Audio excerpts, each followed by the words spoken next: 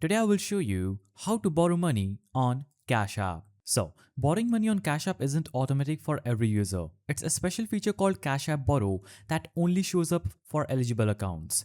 Cash App doesn't publish exact requirements, but most people who get access have a consistent activity pattern, like regular deposits, use of cash card, and a good transaction history.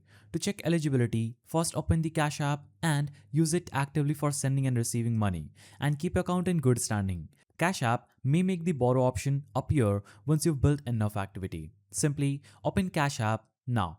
Tap your balance or the bank icon. Now, tap borrow. So, if you qualify to borrow a loan from Cash App, you will see this option at the bottom of the list. If you don't see this option, you're not eligible to borrow from Cash App. Tap Get Started to see how much you can borrow, and if you're able to borrow from Cash App, you will see exactly how much you can borrow at the top of the screen.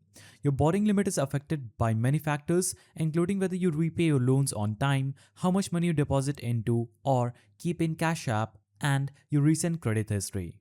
Now, select an amount and choose Next. Then, review your loan and tap Next. After you do this, select a repayment method and tap Next.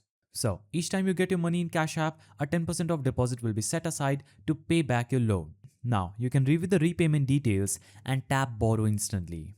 If you found this guide helpful, please don't forget to give it a thumbs up and thanks for watching.